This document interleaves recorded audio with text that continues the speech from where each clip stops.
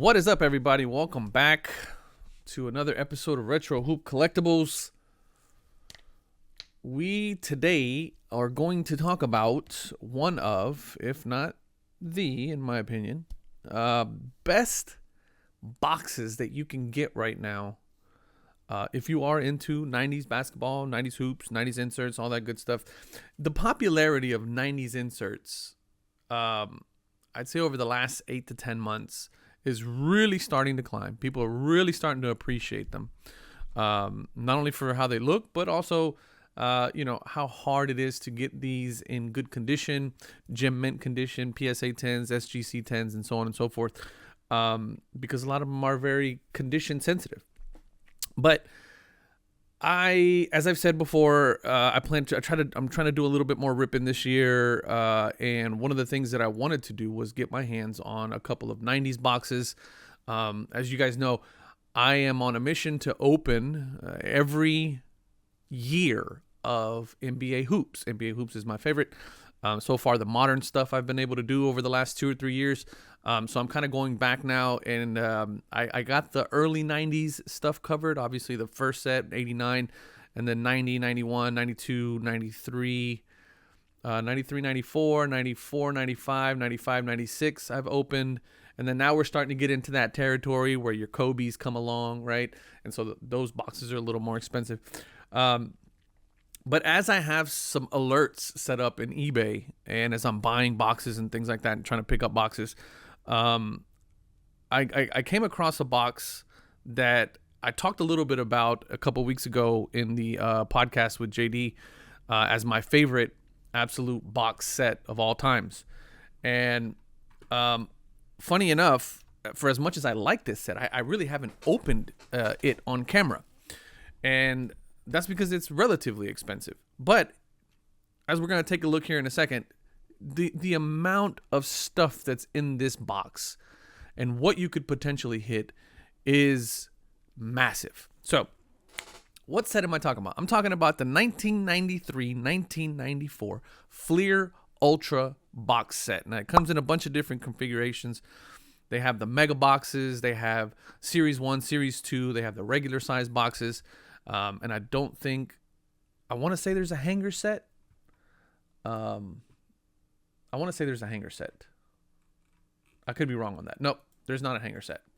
So, let's hop over here for a second. This is Trading Card Database. Love this website, by the way. Just kind of everything you can find. So 93-94 Fleer Ultra comes in the box set, the case. I mean, they have cases here, but that's not really. And then they have the mega box, which is the one that has all the stuff in there. Series 1, Series 2. So typically the way that it goes is it's almost like baseball, where they come out with the initial product and then they come out with the update, right? So Series 1, Series 2. Series 1 typically is very, especially in 90s basketball, it's very insert heavy. And it has a lot of the superstars and all that stuff. And then Series 2 is typically not as insert heavy, but it does contain all of the rookies from that year. So this is 93-94. So you're looking at Penny Hardaway rookie cards. You're looking at Chris Webber rookie cards. There's a handful of other rookies in there. Let's run down the list here. Sam Cassell, which is one of my personal favorites. That card, that Sam Cassell card. Look at this Sam Cassell card. They did my boy just so wrong. Here's the front of it, but look at the back of this card. Why did they do my boy like this? What is this? It looks like he got slammed up against a glass window or something. Anyway, I digress. So Sam Cassell, big notable names. Tony Kukoc is rookie year. I missed that one. Jamal Mashburn. Again, I said Chris Webber, Sam Cassell, Nick Van Exel's rookie year. Man, this is a stacked rookie year. Penny Hardaway's rookie year. What else are we looking at? I think that's it. George Mearshon, if you guys remember George Mearshon. But I mean, some good rookies in here. If you're into 90s basketball, Rex Walters, that's another one. Vin Baker's rookie year. George Lynch's rookie year. Good, a relatively good class. Now I know some of you. The demographic for this channel is right around, between 30 and 40 and 50. So you guys probably know who these guys are if you're big into basketball. But aside from it being a really stacked rookie year for 93-94, Fleer Ultra has the best inserts of all time. You could argue that there is one or maybe two inserts that are better than some of these inserts that are here, but you're only going to get one or two per product, per box, right? So you can go into like 96, 97, 98, 99, 2000s, and you can look at like the EXs and stuff like that have these amazing inserts, but you're getting maybe one or two good inserts per box. 93-94 Fleer Ultra. I'm going to read this off to you guys because this is insane. All defensive team inserts, massive. Those are awesome. All rookie teams. If you look at CHecc's card in the all rookie, I mean, this set, it's only 5 cards, but it's an awesome set. I mean, I don't know. It's insane. The all rookie set, which is also, pretty good set. It's all the rookies from that year that are, that were highly touted rookies. I don't think they have my man Cassell in here, which was a damn shame because he went on to be a 2-time champion. But here come the big ones. Famous nicknames set. I mean, if you guys aren't familiar with the famous nickname set, what are you doing with your life? Charles Barkley. I mean, this is obviously the big one is Jordan, right? Air Jordan. But look at some of the other ones that are in here. Big Zoe is in here. Alonzo Mourning. Just awesome, awesome sets. LJ. I really think Larry Johnson should have been Grandmama, but that's neither here nor there. Clyde the Glide Drexler. I mean, literally their nicknames. Big DC, Derek Coleman. This is just a great set. Big Shaq. Obviously, my personal favorite out of this entire set. Hakeem, The Dream, Olajuwon. I mean, just human highlight reel. Not highlight reel, human highlight film. Dominique Wilkins. I mean, these guys literally had their nicknames on there. And then, of course, Penny. Not a true rookie card, but it's an insert card on his rookie year. So this is technically a rookie card.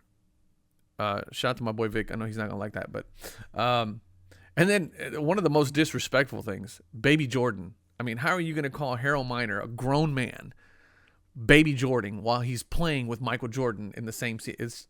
That's just the biggest disrespect I've ever seen on a card. Anyway, so that's just one. Then Inside Outside, which is, again, another great set. Another Jordan in there. Big Dan Marley. Dan Marley was a shooter, if you guys don't know Big Dan Marley. Latrell Sprewell. John Starks. Walt Williams, who's kind of unsung. Patrick Ewing. Jim Jackson. I don't know why Jim Jackson was in here. I mean, Jim Jackson was all right, but I don't think he should have been an insert set. Anyway, Inside Outside. Another great set. Jam City. Another great set. Right? Not a whole lot of cards on here. And this is probably a really attainable set because I don't think Jordan was in here. No, there's no Jordan. But, of course, my man Sean Kemp was in here. And if you remember Sean Kemp, he was all about Jam City. And then Power in the Key, which is my absolute all-time favorite set of all time. I happen to own a set. It's not in the most perfect condition, but it's in the condition that I love because it's mine. Just a great set, right? 9 cards. Including the Michael Jordan, which is probably the most iconic of them all. It's just a great box. Rebound Kings, Scoring Kings. So check out Rebound Kings, a 10-card set. Scoring Kings. I think this one also was a 9-card or 10-card set. Oh, come on with the ads. 10-card set. Dominique Wilkins. Michael Jordan card is, again, one of the most iconic cards in this set. I mean, you really can't name another set. I'll jump off this. You can't name another set that holds as many iconic Michael Jordan cards in one set, like in one box. I mean, the base card alone, which is one of my favorite all-time cards because it has some sentimental value. It's right here, it's like number 30 or number 3 or number 30. I'll put it up right here. One of the best cards. I remember my dad bought me a box of this at Fiesta Mart because I begged him to death, and he was tired. He probably just wanted to go home, and he just like, you know what, fine, just go get, whatever. And I got a box of a pack of 93-94, and I pulled this card. It was the greatest thing ever. But it's just a great set. Now, as I'm ending off this video, the final caveat to this set is if you're buying one right now, it is condition sensitive. It's very condition sensitive, which is why PSA 10s, we'll jump over to card hedge. If you look at 1993-94 Fleer Ultra, they're so condition sensitive. And so because of that, PSA 10s and PSA 9s go for big money. Fleer Ultra. PSA 10s go for big money. Big money. $120 for a base Jordan rookie card. Base base Penny Hardaway, $70. $2,500 for a Scoring King PSA 10. I mean, big money for the PSA 10s if you can get these cards to grade really well. The problem is these are all foil heavy cards, and so chipping is a really big issue. So they're very condition sensitive. But I mean, just some great looking cards. $300, $240, $330, $180 for a PSA 8, $180 for a Jordan. Just a great set. A great set to have. And if you want to rip, it's a good box to rip. They're really good. I get a little jazzed up when I talk about this kind of stuff. This is my jam. This is my stuff. This is what I like. And I'm going to really make an effort to try to pick up a box here pretty soon and rip one on camera, because I want one. I have yet to rip one. If you made it to the end, I really appreciate it. These are like the kind of videos that I want to start making a lot more of, because I really love this era of basketball. I really love this era of collecting, even though somebody would consider it to be the junk wax era of basketball. It's okay. For me, this is my childhood. And so I'm pretty sure for most of you it is as well. Let me know what you guys think. Tell me down in the comments, what's your favorite card out of this entire set? And tell me if you agree that if I think this is the best bang for your buck that you can get, and then just hope that you don't have a lot of stickage as you're pulling these cards apart. That could potentially net you some really high value cards if you get them in good condition. I appreciate you guys watching as always. I know this one's a long one, but I'm really passionate about this kind of stuff, as you can tell. So if you liked it, hit the like button. Let me know. I'll do a lot more of this kind of stuff. Leave me a comment, subscribe if you haven't, and I'll catch you guys next time. Love y'all. Peace.